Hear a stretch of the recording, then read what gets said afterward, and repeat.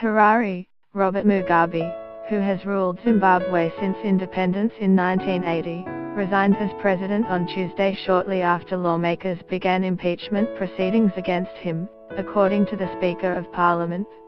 The Speaker of Parliament read out a letter in which Mugabe said he was stepping down with immediate effect for the welfare of the people of Zimbabwe and the need for a peaceful transfer of power.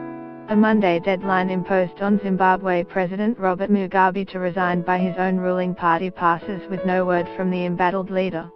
British police ended an armed hostage siege after a gunman took 2 staff members hostage at a bowling alley in a leisure complex in central England.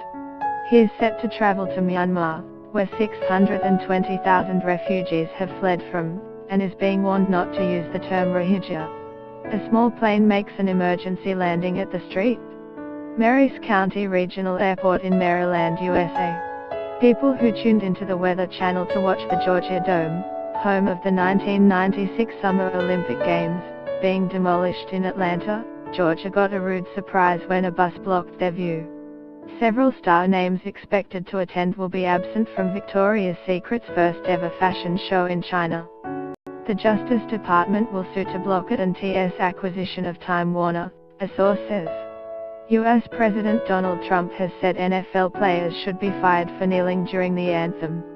CNN a Monday deadline imposed on Zimbabwe President Robert Mugabe to resign by his own ruling party passes with no word from the embattled leader.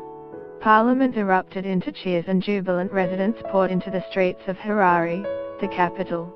It seemed to be an abrupt capitulation by Mugabe, who had refused to step down only 2 days earlier, when his former political party, ZANU-PF, formally expelled him. Then on Tuesday, members of the governing party introduced a motion of impeachment, invoking a constitutional process that had never before been tested. The party's historic political rival, the Movement for Democratic Change, seconded the motion, a striking sign of the consensus in the political class that Mugabe must go, a consensus that formed with astonishing speed after the military took Mugabe into custody last Wednesday, signaling an end to his 37-year rule. The next step was for Parliament to form a committee to investigate the motion's allegations that Mugabe violated the Constitution, that he allowed his wife, Grace, to usurp power, and that, at 93, he is too old to fulfill his duties. Debate on the motion had begun when the Speaker suddenly interrupted the proceedings to read what he said was a letter of resignation delivered by Mugabe's representatives. ZANU-PF had expelled Mugabe as its leader Sunday, but Mugabe stunned the nation that evening with a televised address in which he refused to step down. Pressure from within the country and from abroad had been building on Mugabe to resign, but observers had warned that the country might have to brace itself for lengthy impeachment proceedings. Get the latest news and updates emailed straight to your inbox.